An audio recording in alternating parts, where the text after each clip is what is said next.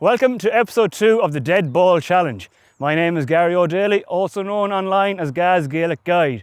Used to be an underdog, today I'm trying to take the top spot.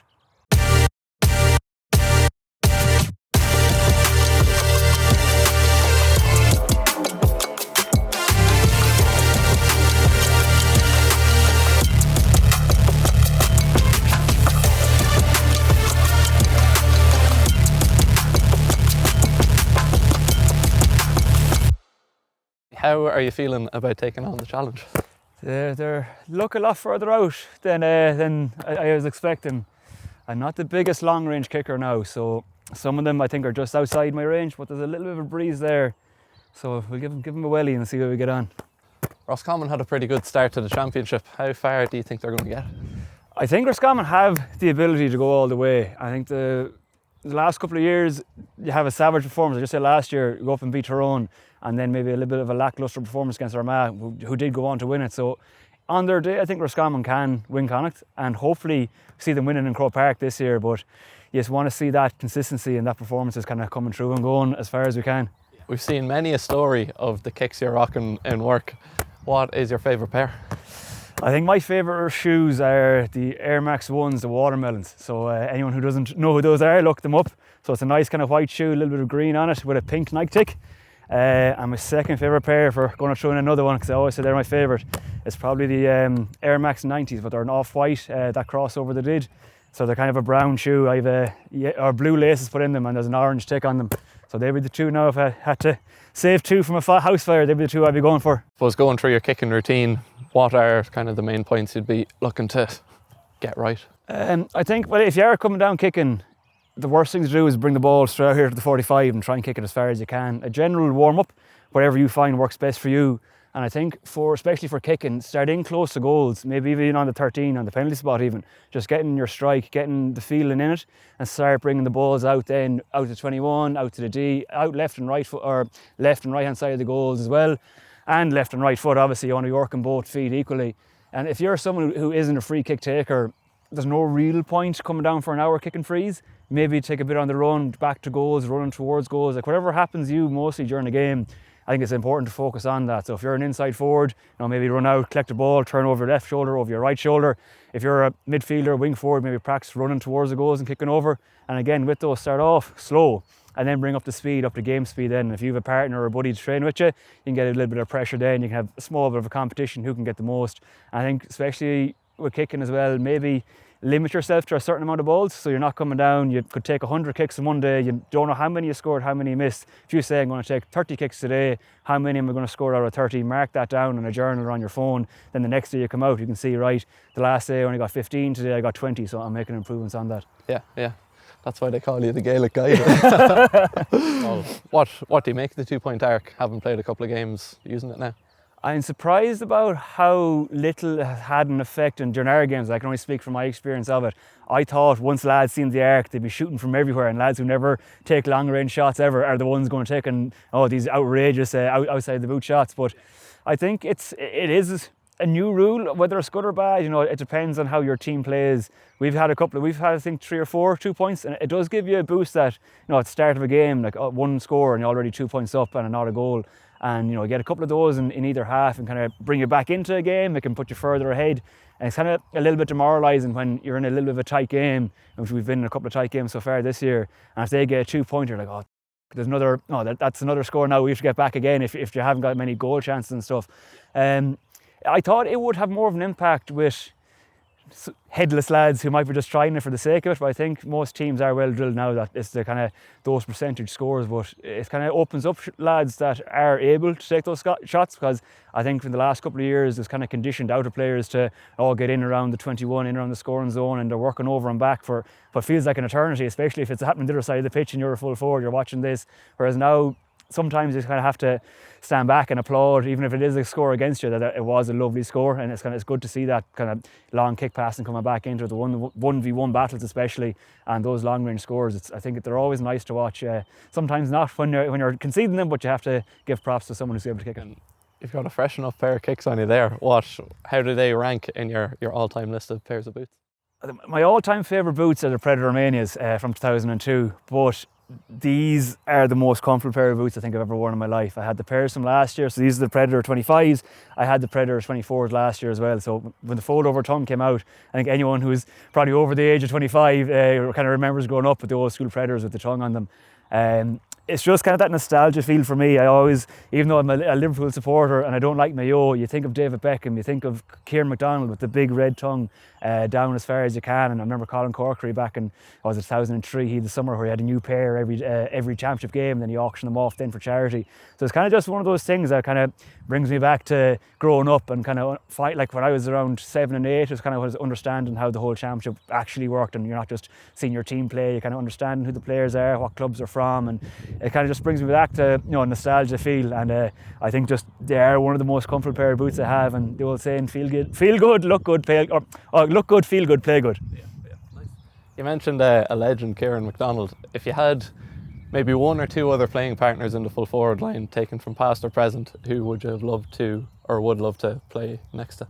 I think Gooch has to be number one in there. He was probably my favourite player growing up. Yeah, he's just unreal. Like, it has to be going down as one of the greatest footballers ever.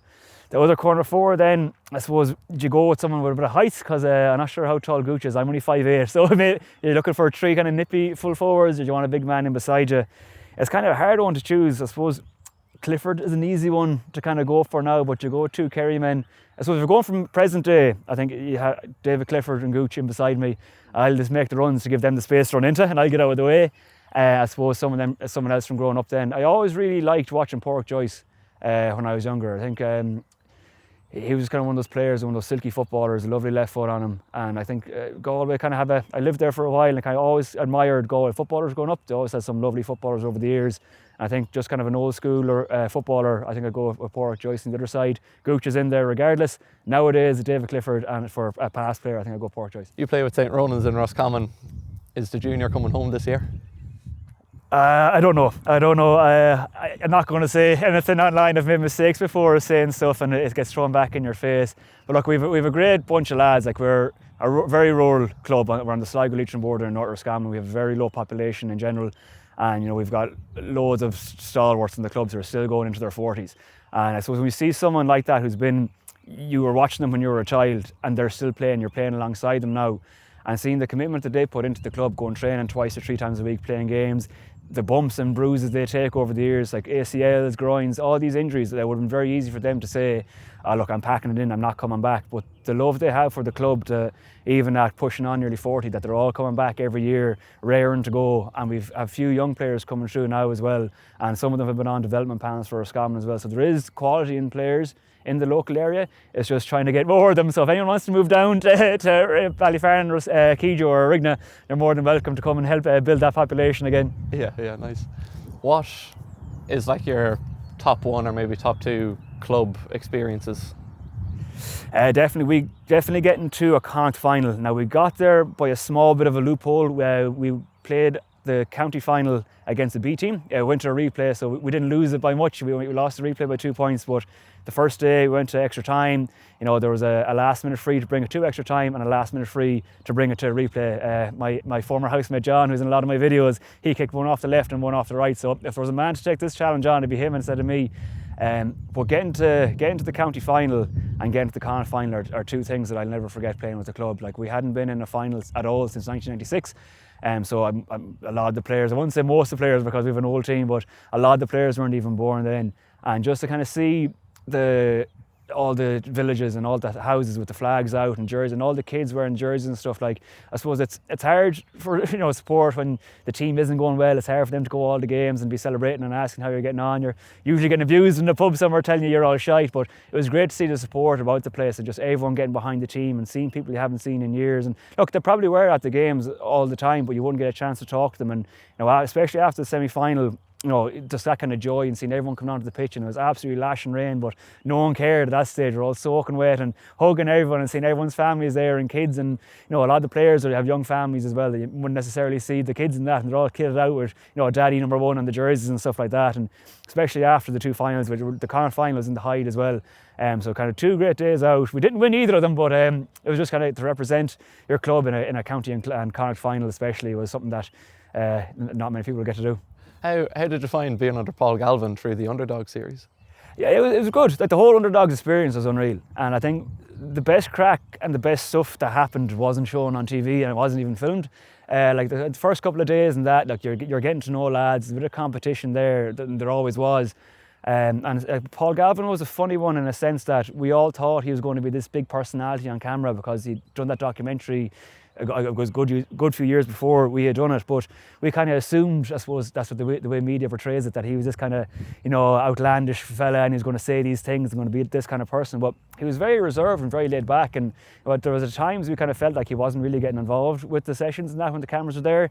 We had a few trainings off camera, just ourselves, we did it, and he took them and he was really, really good and obviously really insightful. Like a former player or footballer of the year, he's going to give you some great tips. And he just kind of said, look, I don't like the cameras, I don't like the media. Maybe he got a few bad stories over the years that kind of portrayed him in a bad light, and that's why he doesn't like it. But getting those insights, and especially as a forward, getting some tips off him. And I was asking Valerie Mulcahy a lot of tips as well, as she played inside forward for most of her career then as well, and in Ray Silk as well, winning All Irelands as well. So you had loads of experience and loads of guidance, and you kind of had to pick these brains because realistically it was the only chance we were going to get close to playing county. And some of the lads have gone on to play a county. I know Micheál McCarville now is midfield from Monaghan.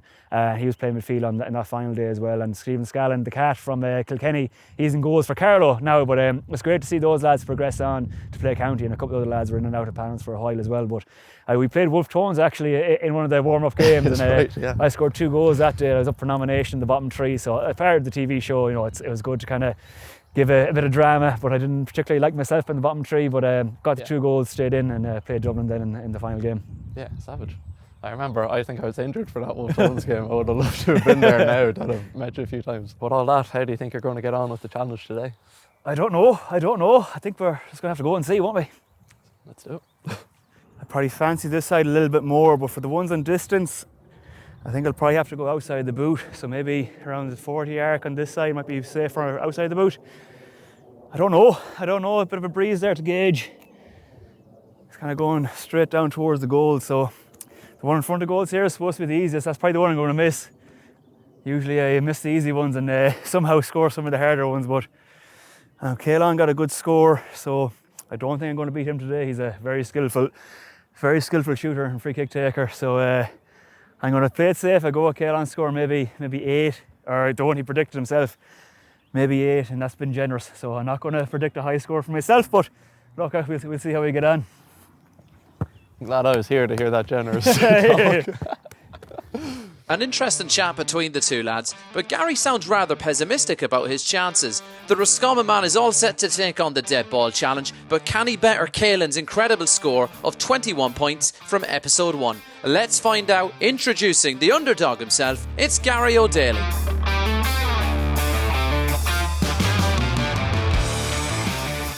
This is the one I'm most nervous about, the so-called gimme in front of goals.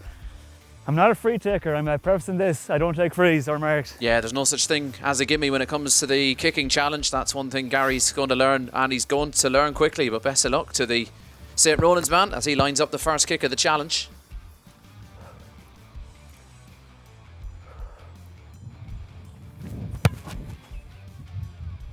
We're on the board. We're on the board at least at 1. It's actually perfect conditions. There's not too much of a breeze. The breeze has died down a little bit, but lovely evening for it. Perfect conditions for Gary as he lines up kick number 2. Looking to make a flying start. Just taking his time over this one. Bit more of an angle on it than the last. True. I think I'll keep in step on this one. I don't think I'll whip out the outside the boot just yet now. Yep, if it's not broke, don't fix it. Keep going, Gary. Can he make it 3 from 3?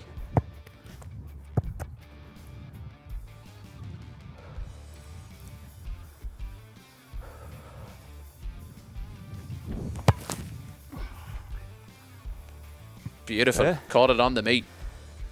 I'm not sure what's going on here. I'm not a free taker, but they're doing something today. Gary is bringing us to the smoke show today. Now, this is the one now. Do I switch and go outside the boot, or do I keep inside? Decisions. I think I'll try inside the boot in this one just because them three are striking nice enough. Sounds good, Gary. Best of luck as he aims to make it 4 from 4. Caelan watching on. He's starting to get a little bit nervous about that lead of 21 points from episode 1. Gary 100% with his kick so far. Short. Short. Yeah, just didn't get a hold of that one, Gary. He knew as soon as it left his boot, it didn't have enough energy behind it. We're closer to these blues, so we'll, I think it's time to whip out the outside of the boot. I don't have the distance, or I won't have the distance on the left anyway, and it's not good enough. Okay, let's see how Gary responds to his first miss of the challenge. A very acute angle, as you can see. He's going to need the outside of the boot here and a little bit of slice. Ah, no! Ah, yeah, anyway. Barely went wide, nearly went out for a sideline. Yeah, when you commit to it, you got to respect the commitment.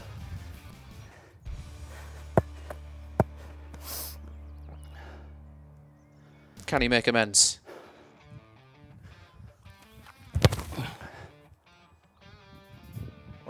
It was closer, but still no cigar. Two on the outside of the boot. I'm not sure how I'm feeling about these ones now. It's a tight enough angle. I'm at 13 and it's good distance out in the 21. I'm annoyed about this though now, I didn't miss-strike it. If I put it wide and struck it all right, it wouldn't have been too bad. The beauty of the kicking challenge. You can go from a hot streak to a very cold streak very quickly.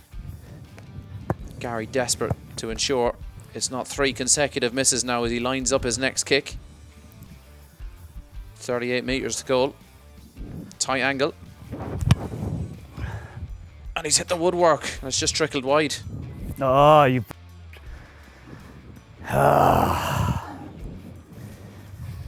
Didn't get the rub of the green there, Gary. Can the underdog strike back? Needs this score. He gets some wind beneath his sails once again.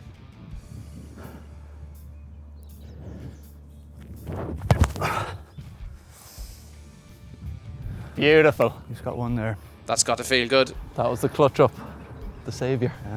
Now this is where now we're getting hairy. I don't think I have the range here on the instep. An extra 10 metres on this one. Try one.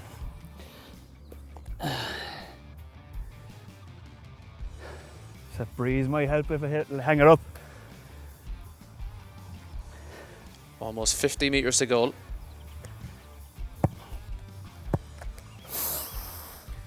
Don't forget this is for a 3-pointer. If you can nail these, you'll fairly fly up that leaderboard. Ah, well wide. Had the distance but no accuracy. I wouldn't give out to you for taking that on if it was in the game. The strike was there. Oh, I would. Give out to myself. What's the thinking here? I think I'm going to, because I struck that one okay, I think I'm going to keep inside the boot. As I need to put more, that's 2 near side from the left hand side. So I know it's not much of a breeze, but I think it's just I'm obviously getting my gauge off, whatever I'm doing anyway, so I need to put it out more to the right. Yeah, that's the silver lining from that previous effort. He had the range, just not the accuracy. He was concerned about having enough distance behind these, but he did get it close to goal last time. Can he nail it this time? Same again. Fortunately not. Again, though, the strike is there and the distance is there. Yeah, I'm going to have to test this outside of the boot again now. Caelan probably starting to feel a little bit more assured that he's still going to be top of the leaderboard after episode 2 with his 21-point return from episode 1.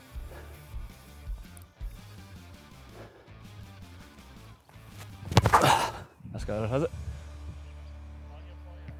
There we go. Redeemed myself. Oh, is that a 3-pointer? Is there that 2? Is that That's a 3-pointer? We're on 8. I got what I said I was going to Mighty get. score as well. Best kick of the contest so far from Gary. The multiplier can take off. Can that reignite the Roscommon man back into action again as he lines up his next kick, seeking another 3-point boost.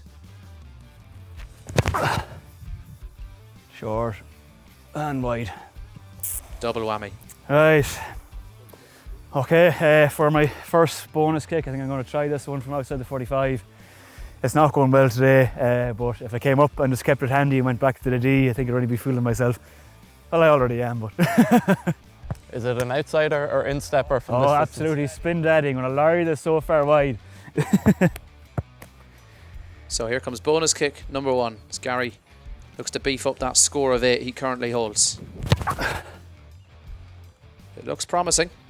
Unfortunately, just clipped the woodwork again, not for the far side this evening. I'm going to try that again. I'm going to do my second attempt from here. You know the old saying, if at first you don't succeed, try I had again. a near 40km/h breeze helping me.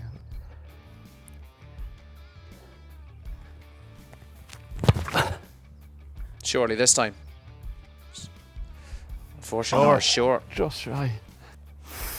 Bonus number 3. Just struggling for consistency here, Gary. I think it's going to have to go 3 from here. Hasn't worked well on the outside of the boot. Hasn't worked well inside the boot. Oh, right, well, I think I took that one nearly outside the square. I might steal a couple of yards closer to this start of the cone.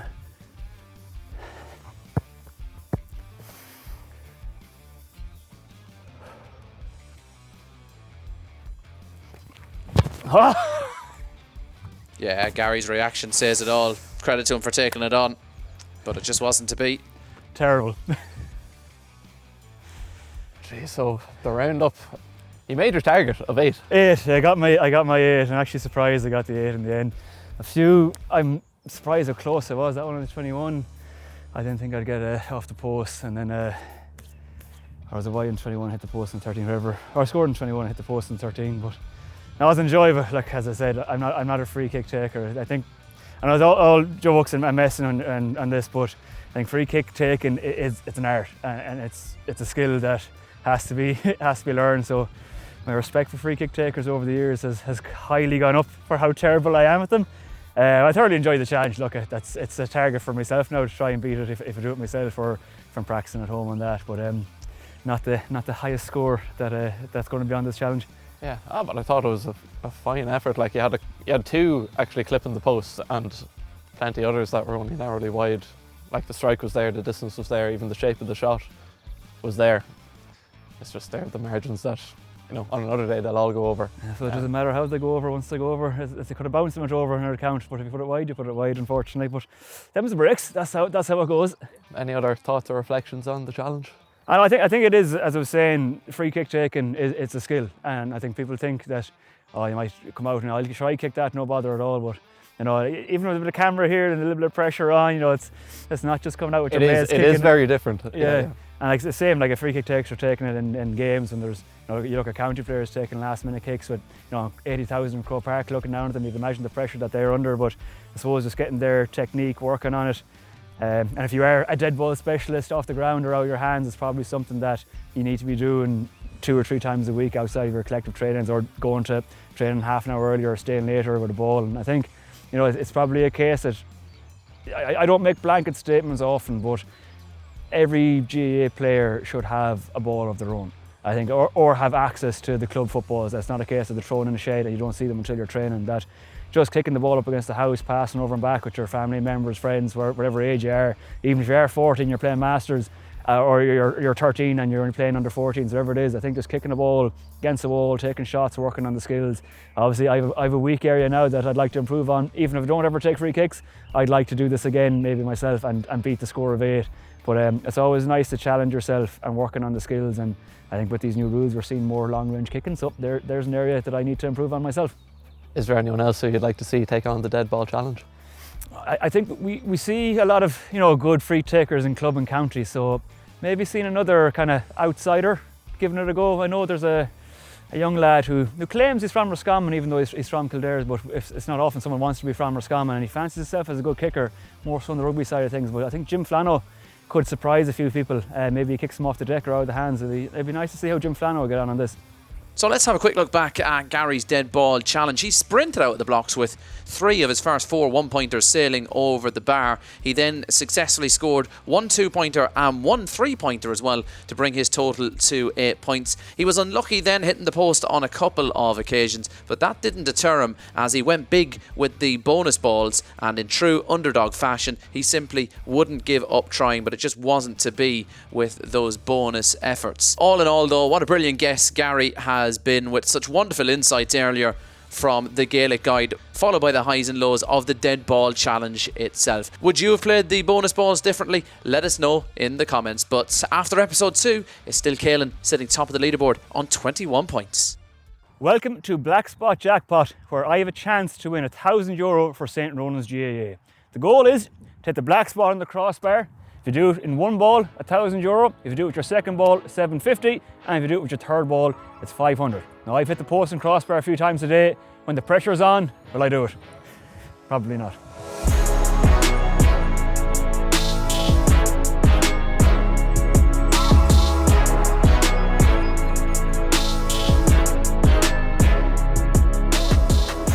I think I'll go for a punt for the first one. Let's see how we get on. So first kick for €1,000. And that's far too loopy. Just how my day is going. So I think I'm just going to hammer this one as if there's a goalie in, and I have as much chance of hitting it at this stage now than anything else.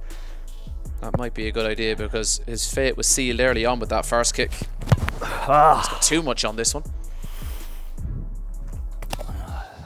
Do it again. I just try and aim a bit lower.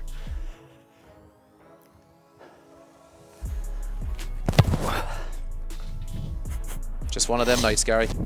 3 more points. 3 points, yeah.